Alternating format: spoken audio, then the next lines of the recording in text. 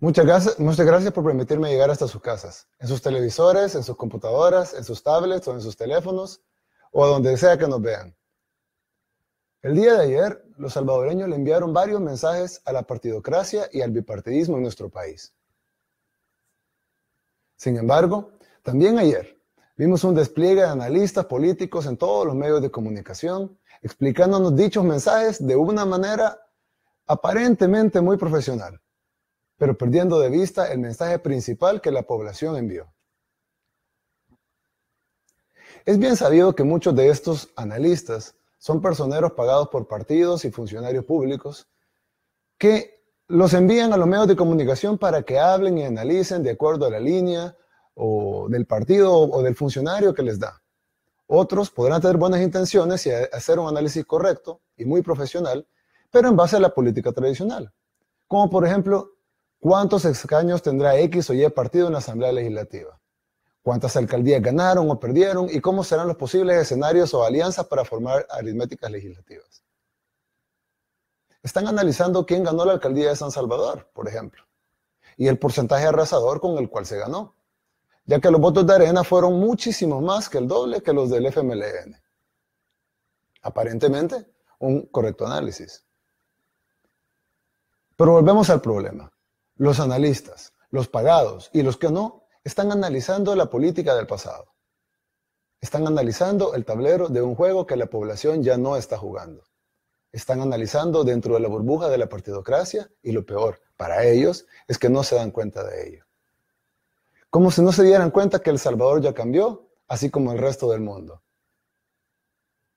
Hay un ejemplo que me parece idóneo en este momento.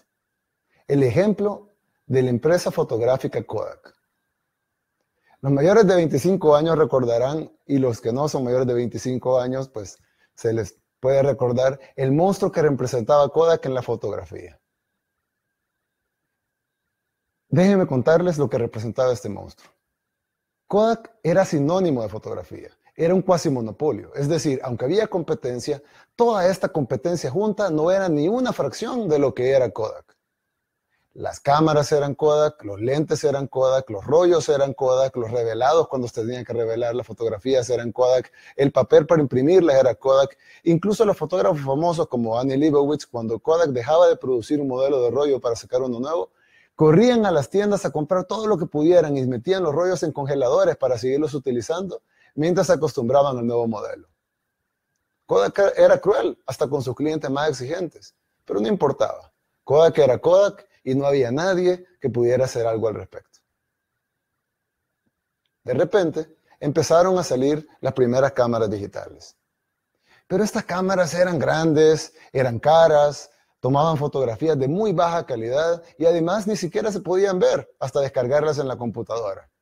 Lo peor era que se podían tomar en algunos casos únicamente 8 fotos y la memoria de la cámara ya estaba llena. Kodak no vio esto como una amenaza. Dijeron, solo es un juguete más, no es fotografía de verdad. Estaban viendo el árbol, no el bosque. Estaban viendo una cámara que nadie iba a querer. Pero en poco tiempo las cámaras empezaron a mejorar y ahora tomaban muchas más fotos de mejor calidad y las fotos se podían ver en una pantalla en la misma cámara. La gente las empezó a comprar. Los ejecutivos de Kodak entonces decidieron estudiar el fenómeno, pero detectaron que sus ventas únicamente habían bajado un 3%. Así que no había mucho de qué preocuparse. Un 3% era poco. Lanzaron una excelente campaña de comunicaciones y luego, después de esa campaña de comunicación, las ventas de Kodak subieron.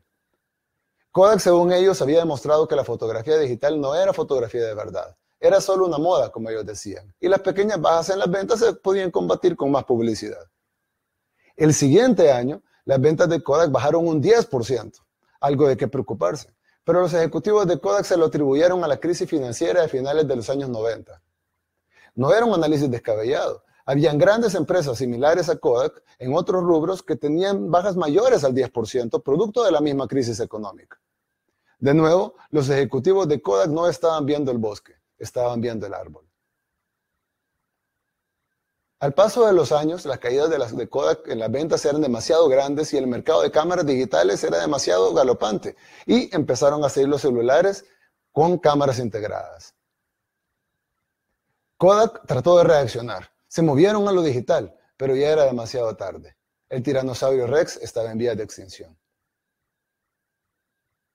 A los partidos políticos en El Salvador y en muchas partes del mundo les pasa lo mismo. Estudian sus resultados sin ver la realidad. Celebran con toda lógica, por ejemplo, el gane de la alcaldía de San Salvador, un gane arrollador, por cierto, pero omiten que la ganaron con casi 10,000 votos menos que los votos que sacaron cuando la perdieron la vez pasada. Es decir, con más población apta para votar en esta elección, sacaron casi 10,000 votos menos que los que sacaron en el 2015 cuando la perdieron. Aún así, eso fue suficiente para arrasar con el frente, a quien le sacaron una diferencia aproximadamente de 40,000 votos. Ganaron, sí. Arrasaron, también. Pero ese es solo el árbol, no el bosque. ¿Acaso no se dan cuenta que tuvieron menos votos que en la elección pasada y aún así arrollaron a su rival? El árbol es que Arena ganó las elecciones. El bosque es que todos perdieron, pero el frente perdió más y Arena ocupará los cargos públicos por default. Si tomamos en cuenta toda la gente que no fue a votar, todos los que fueron a votar pero anularon su voto, todos los que dejaron la papeleta en blanco y todos los que marcaron por candidatos no partidarios o por los partidos pequeños, nos damos cuenta de que Arena y el FMLN juntos no lograron siquiera llegar al 30%. Es decir, 7 de cada 10 salvadoreños no votó ni por Arena ni por el FMLN. Y ni siquiera 3 de cada 10 votaron por ellos, juntos. Pero recordemos que los votos del FMLN y de Arena no se pueden unir. Sus cúpulas podrán hacer los tratos que quieran, pero ni las bases de Arena tolerarían una coalición con el FMLN, ni las bases del FMLN tolerarían una coalición con Arena. Es decir, tenemos a un supuesto ganador que no llega ni al 20% de los votos del padrón electoral y a un supuesto perdedor, el FMLN, que no llega ni al 10% del padrón electoral. Ni el 10%, ni siquiera 1 de cada 10 salvadoreños le dieron el voto al FMLN. Este es el mensaje más importante que creo que los salvadoreños enviaron ayer. El fin de la hegemonía de las cúpulas. Los partidos y sus analistas no lo verán, como no lo vieron los ejecutivos de Kodak. Pero eso no quiere decir que no sea una realidad y que ya no tienen tiempo para recomponerse. Sin embargo, como Kodak, mientras no hay una opción viable que los adverse, seguirán ganando por default, así como Arena ganó esta elección, aunque estén viviendo en el pasado, aunque estén cayendo en votantes, aunque no entiendan lo que viene. Este es el momento entonces de construir el instrumento de representación real del pueblo salvadoreño. Ya todas las encuestas nos dan el primer lugar por mucho en intención de voto para las elecciones presidenciales del 2019. Pero si actuamos como la partidocracia, como Arena o como el Frente, y nos damos por triunfalistas, cometeremos el mismo error que ellos cometieron en las pasadas elecciones. Ayer, el pueblo demostró que las cúpulas partidarias no tienen ningún poder, que es el pueblo quien decide. Y aunque las cúpulas de los partidos tradicionales no lo entiendan y no lo vean, nosotros estamos obligados a entenderlo. Ellos que sigan viendo su árbol. Nosotros estamos obligados a ver el bosque. Ellos que sigan contando diputados y alcaldías, cuántos sacó uno, cuántos no sacó el otro.